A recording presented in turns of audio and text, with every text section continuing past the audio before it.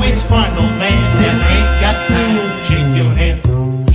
Get that side check. Put it in pockets till I get back. Going downtown. Wasteland 2 is something I was kinda eager to play. Over and over again, I heard this game offers a robust amount of gameplay on top of well-told stories. So I almost picked it up on the PC when it was on sale, but I heard it was coming to the Xbox One and PS4 Director's Cut, so I waited a little bit, scooped it up. However, is this game what I was waiting for? Let's find out. Which part, old man, that ain't got time? Shake your head. Get that side check. Put it in pockets till I get back. Going downtown.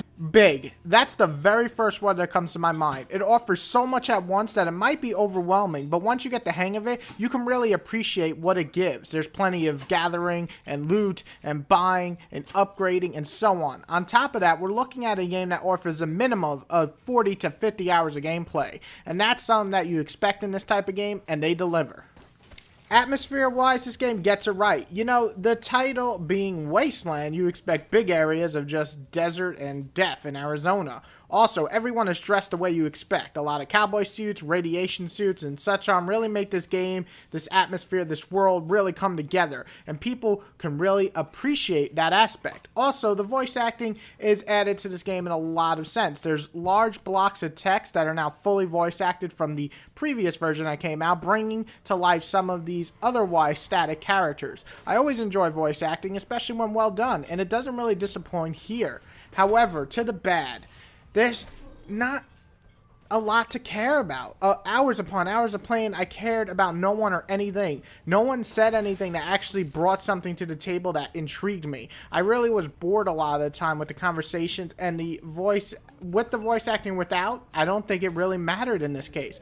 Also, the combat is a drag. I love my strategy games, but God, nothing about this game was fun in terms of combat for me. It was slow and boring with bullshit friendly fire half the time. The game offers nothing I cared to play.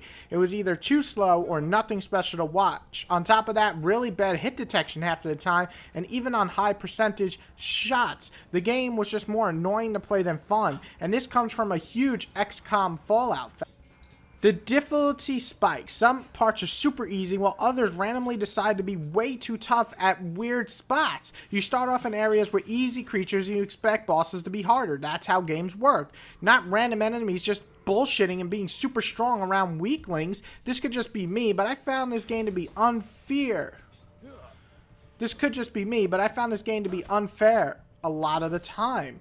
As I said, this is overwhelming to a lot of people. I play plenty of games like this, so I got used to it pretty quickly, but just too much information is dumped all at once. There's no slow build towards it, and it takes forever to really get the swing of it for people who are not familiar with this genre. And last but not least, this game is pretty ugly in my opinion. It's stiff models, repetitive looking enemies, and landscapes, while nice for the atmosphere, just not even fun to really enjoy.